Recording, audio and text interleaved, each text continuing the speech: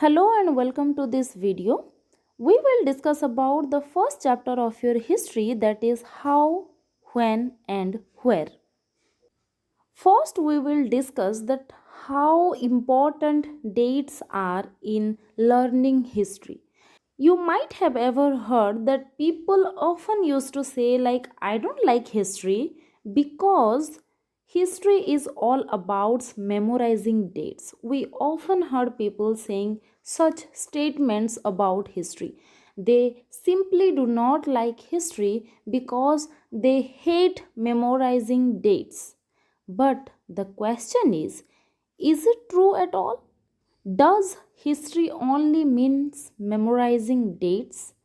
Most of the time, history used synonymously with dates, which is not exactly so.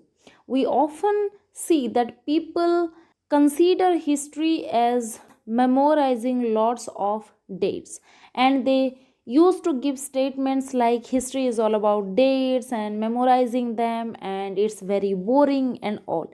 But it is not true at all. It is not true. History is not wholly about dates only. It's not so. History is certainly about changes that occur over time. It is about finding out how things were in the past and how things have changed. History is not all about dates, rather, history is about comparing the present with past, or how the present come to be present. What events in the past shaped the current situation or the present situation. So, learning about the changes that occur over time is called the history. As soon as we compare the past with the present, we refer to time. We talk of before and after. And it is very obvious that when we start comparing the present with the past or start analyzing the present as a consequence of past event, we have to refer to time. And time is not equivalent to dates only. Time does not means date, or time is not the synonym of date.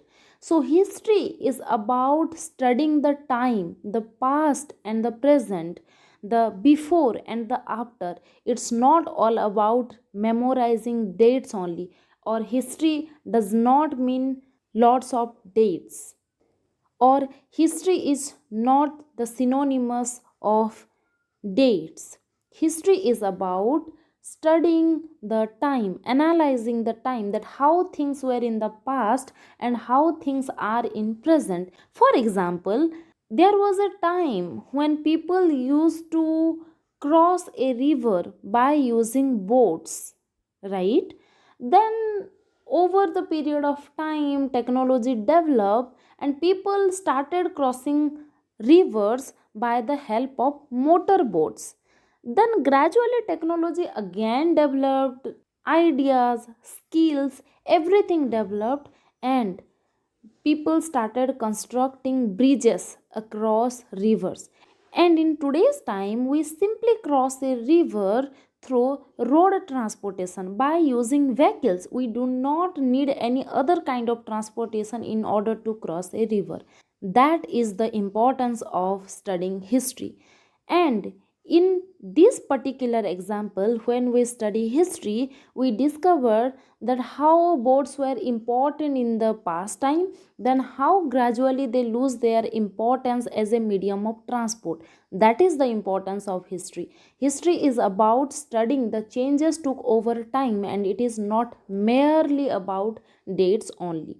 But we cannot completely deny it that in history or during studying history, we do not require dates at all. It is not so. Sometimes we require the dates, but not only dates. We require the dates in order to understand the chronology. For example, if we talk to our upcoming generation about using boats to cross rivers, they have to know that during which period we use boat to cross river.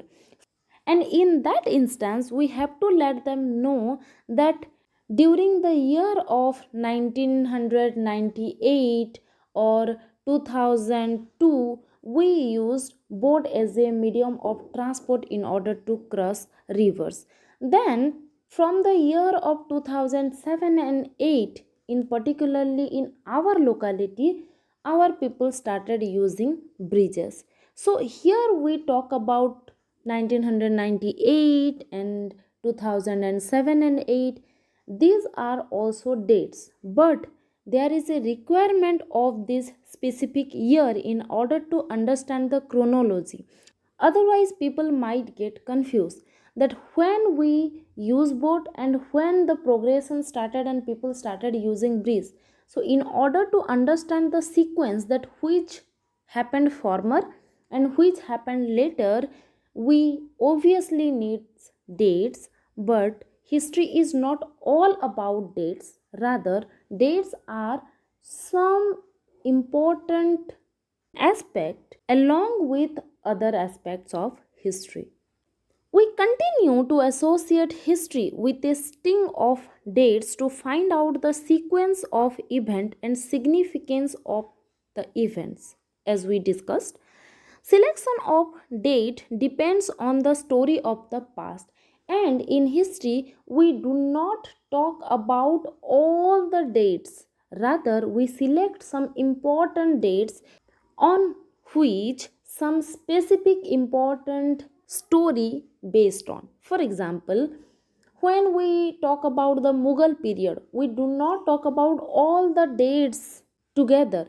Rather, we choose some specific dates like the War of Panipat, or about the year when Akbar became the king, or about the year when Shah Jahan constructed Taj Mahal, right? So, in history, we talk about specific dates, but those dates are not merely dates, rather, some important events took place on those dates. We talk about only those specific dates which are important in the history or in the past. For example, suppose you are walking by the roadside and you watched people are gathering around a tea stall and they are sipping their tea. Then question might come to your mind that when did people actually started drinking tea or coffee, right?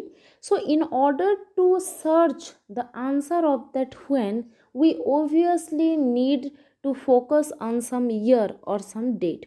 But it must not be like that there was a fine day when people of India started drinking tea. It is not so. People of India did not begin drinking tea on one fine day. They developed a taste for it over time. There can be no one clear date for a process such as this. So, when we think about the questions like when the people of India started drinking tea or coffee, the answer must not be one single date. It must be a period over which people gradually might have developed taste for tea or coffee. As you already know that when the colonial people started dominating India and they started plantation crop, as tea and coffee are plantation crop type, you will discover it in geography. So when they started plantation crop and they started producing tea and coffee in India in order to export to their countries, then gradually people of India came to know about crops like tea and coffee. And gradually over time they developed a taste for tea and coffee. And in present time, tea or coffee are the basic household commodity of almost every house, right? So there was a time in the past when people of India were completely unaware about beverages like tea and coffee, and now is a time when tea and coffee is a very common commodity of every household of India. And studying about that difference, that when people did not knew about tea and coffee and the present time when people used to consume tea and coffee on a regular basis, that differential study is known as history. So, the conclusion of this is that often people think that history is all about dates, but it is not true completely. History is not all about dates, rather, it is about studying the time, about the past and the present, about before and after. And in that process, somewhere, sometime we need to focus on some particular dates or some particular year in order to understand the chronology. That's all about this video. Thank you.